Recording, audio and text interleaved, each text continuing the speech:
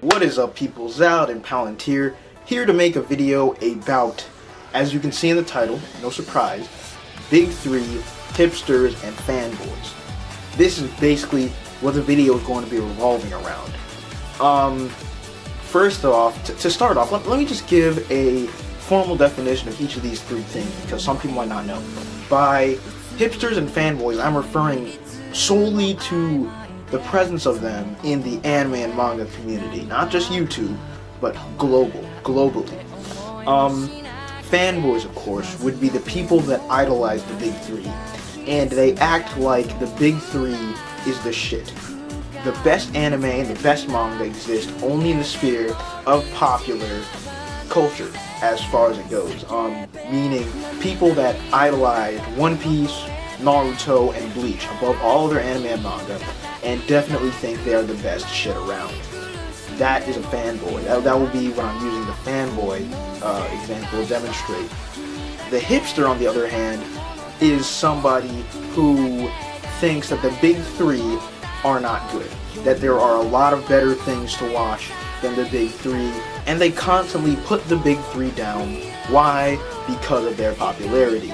Okay? Now, keep in mind here that you, as a viewer, as a subscriber, as someone who watches Big 3 and anime and manga in general, you fall into one of these categories, sadly to say. You must be on either side of the spectrum. I guarantee there is nobody that is perfectly in the middle. Now, what am I? I have no fucking idea. I think I can be both at times, but here's my honest opinion. Everyone's guilty of this. Every single person is guilty of either putting Big 3 down unnecessarily and idolizing it unnecessarily. What do I mean? Well, I've been in many situations where I would hear people having conversations about the Big 3. Other people would you know, sort of put other people down, you know, just for discussing and talking about Big 3. This can be good and this can be bad. It can be good because a lot of people are fixated on the Big 3. They really don't know about anything else and they don't try new things. And honestly, there are so many better anime and manga than the Big 3 that it's not even funny. I mean, I wouldn't actually. Let me take that back. There aren't that many, but there are a few. All I'm trying to say is the Big 3 are not the best, and that should not be the limit to your horizons. You should not be only concentrating on the Big 3. But on the other side of the coin, the Big 3 are very, very, very good. You cannot say that the Big 3 legitimately say that they're bad anime and manga. I mean, you just can't.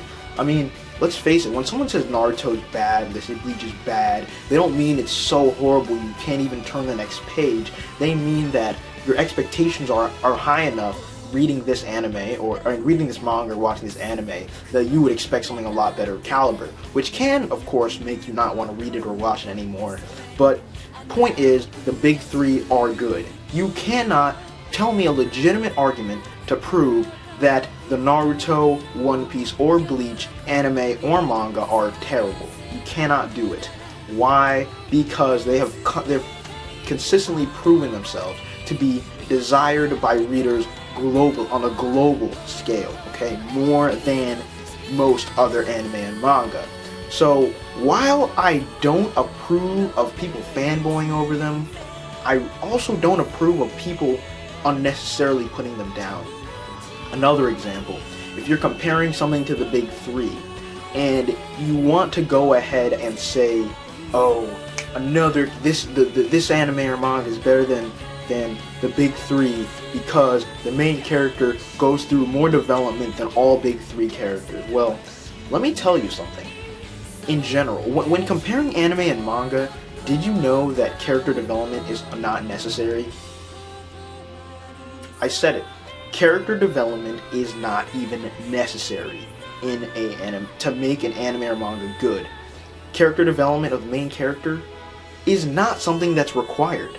Neither is a villain that is complex and has 7 personalities. I'm saying on when you're trying to determine when one series is better than another, you have to broaden it to more than one factor. You cannot use a circular argument. You cannot go ahead and tell me that there is no villain that's good unless they're complex. You cannot tell me there's no villain that's good unless they've killed 1,000 people. You know, you can't say that. You really can't say that. That's being extremely closed-minded. You can't say a character's not good if they're not complex. You can't say a character's not good if they haven't gone through too much development. You can't say that, because as characters are supposed to be, you know, 3-dimensional, just like a human being, you know. Just because during a span of a year you haven't undergone any change in your life, for a span of 2 or 3 years you haven't really gone through any significant changes in your personality, you know, that doesn't make you any less of a person. It doesn't make you a worse person than someone that has been emotionally wrecked and restored and wrecked, and it doesn't work. There are more than a few factors that go into determining whether one anime or manga is better than another. And the people who I would define as fanboys are the people who completely ignore these facts that would demonstrate one series being better than another, such as character designs, comedy, plot, etc. They ignore the fact that Big 3 don't have it all. And the hipsters would be the people who constantly put down Big 3 unnecessarily by making outrageous claims such as, you know, another anime or manga is so much more complex or has so much better plot structure. Big 3 is, you know, generic. You know, newsflash, the Big 3 is generic. It's generic to a certain extent because you're a company, you're accustomed to it, you know.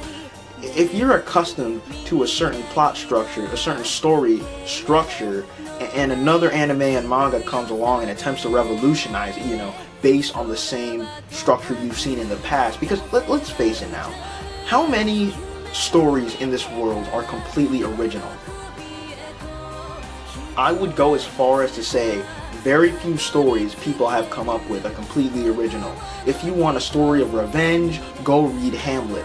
That shit was published before your great-great-great-grandfather was even born, okay? And so Naruto, or, you know, and any other piece that centers around revenge is not new, you know. So saying a particular plot structure or anything like that is overused really isn't a good thing to say in a lot of cases, and that's just simply how it is. Every idea has been thought of in one shape or form, and you'll be very fortunate to come across an idea or a structure that has not ever been explored. That's all I'm saying. So there we go, guys. Go ahead and like, comment, subscribe. Tell me what you guys think about this, because I think that while most people fall on either side of the spectrum of being a fanboy or a hipster, you know, in that sense, you can at least do your best as a viewer and someone who has to talk to others about anime and manga on a regular basis to kind of even yourself out, you know, come closer to that equilibrium. While no one's gonna quite reach it, I think we should at least strive to be as close to it and as least radical as we can possibly be while we're talking about Big 3 in relation to other anime and manga. Anyways, that's my 2 cents, guys.